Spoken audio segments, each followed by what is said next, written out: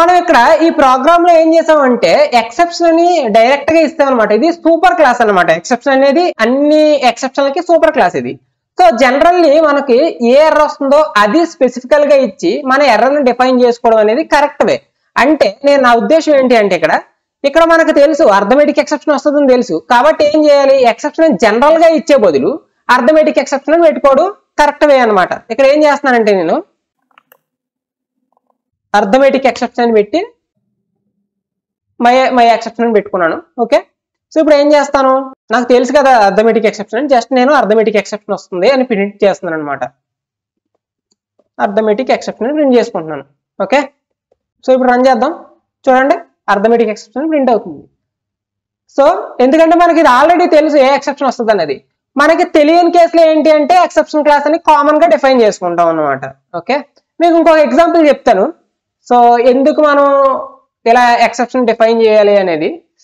For example నేను 3/2 పెట్టాను. ఇక్కడ ఎక్సెప్షన్ ఏం రాదు కదా, ఏమవుతుంది మనకి రిజల్ట్ అనేది ప్రింట్ చేసుకోవచ్చు కావాలంటే. println ఇప్పుడు రిజల్ట్ ప్రింట్ చేస్తున్నాను ఇక్కడ. సో ఇక్కడ రిజల్ట్ అనేది వస్తుంది. ఇప్పుడు నేను ఒక అరే తీసుకుంటున్నాను, ఇంటీజర్ అరే తీసుకుంటున్నాను. ARR ఈజ్ ఈక్వల్ టు దీనిలో 1 2 3 అని 3 నెంబర్లు ఇచ్చాను. ఇప్పుడు నేను ఏం చేస్తున్నానంటే println నేను 0 1 2 కదా, 4th ఇండెక్స్ అనుకోవచ్చు. ఓకే, 4th ఇండెక్స్ ఉందా అక్కడ, లేదు. ఇప్పుడు ఏమవుతుంది, మనకి ఒక ఎర్రర్ వస్తుంది, ఇండెక్స్ అవుట్ ఆఫ్ బౌండ్స్ అనేది ఎర్రర్ వస్తుంది అనమాట. సో ఇక్కడ చూడండి ఇండెక్స్ అవుట్ ఆఫ్ బౌండ్స్ అంటే మీరు లేని దాన్ని యాక్సెస్ చేయడానికి ట్రై చేస్తున్నారు. సో అది లేదు. ఇలా వచ్చినప్పుడు ఏం చేయాలి, మనం ఇంకొక క్యాచ్ బ్లాక్ ఇచ్చుకోవాలి, ఎందుకంటే అది మనకు తెలీదు. ఇంకొక క్యాచ్ బ్లాక్ లో ఏం వేస్తున్నానంటే index out of bound exceptions, index bound exception పెట్టి పెట్టుకుంటున్నాను. ఓకే, ఇది మన ఇష్టం, ఏదైనా పెట్టుకోవచ్చు, వేరియబుల్ అయితే ప్రాబ్లం లేదు. సో ఇక్కడ నేను ఏం చేస్తున్నానంటే దాన్ని ప్రింట్ చేస్తున్నాను. సో జనరల్లీ మనం ఎలా ప్రింట్ చేస్తాము అంటే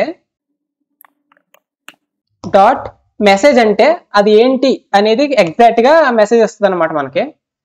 సో ఇది కొంచెం ఎక్స్పాండ్ చేస్తున్నాను. ఓకే, సో ఇప్పుడు మళ్ళీ రన్ చేద్దాం.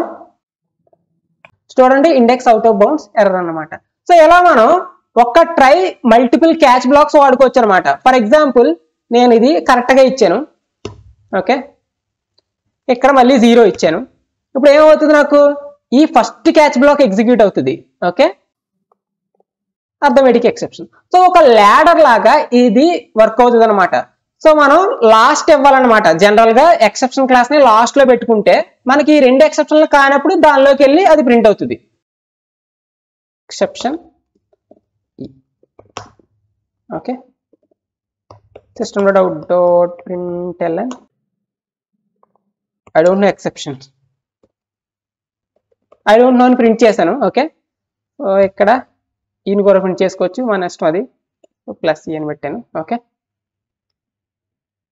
ఇప్పుడు మీకు దీన్ని క్లారిటీగా అర్థం అవడం కోసం నేను ఏం చేస్తున్నానంటే ఈ ఎక్సెప్షన్ క్లాస్ ని ముందే పెట్టేస్తున్నాను, అన్నింటికంటే ముందు. ఇప్పుడు ఏమవుతుంది అంటే చూడండి, ఇది పట్టుకెళ్ళి అన్నిటికంటే ముందు పెట్టేసి ఓకే ఇక్కడ పెడుతున్నాను, అన్నింటికంటే ఫస్ట్ పెడుతున్నాను. సో అన్నింటికంటే ఫస్ట్ పెట్టినప్పుడు ఏమవుతుంది అంటే ఇక్కడ చూడండి ఒక ఎర్రర్ ఇస్తుంది, unreachable catch block for arithmetic exception, unreachable index out of bounds exception అంటుంది.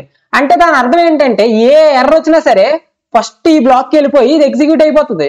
అప్పుడు దాని అర్థం ఏంటి, ఇవి ఇంకా ఎగ్జిక్యూట్ చేయాల్సిన అవసరమే లేదు. సో వాటిని స్కిప్ చేస్తుంది, అసలు రీచే అవ్వదు వాటికి.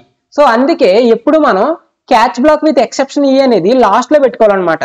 ఓకే, మీకు తెలిసినప్పుడు ఏవైనా పర్టికులర్ ఎక్సెప్షన్ మీకు ఆల్రెడీ తెలుసు ఏ వస్తాయో అలాంటప్పుడు వాటిని స్పెసిఫై చేసుకొని లాస్ట్ లో ఈ క్యాచ్ బ్లాక్ పెట్టుకుంటాం అనమాట. ఇది జనరల్ గా మనం try with multiple catch blocks ఇలా హ్యాండిల్ చేసుకుంటాం అనమాట. Okay, thank you guys.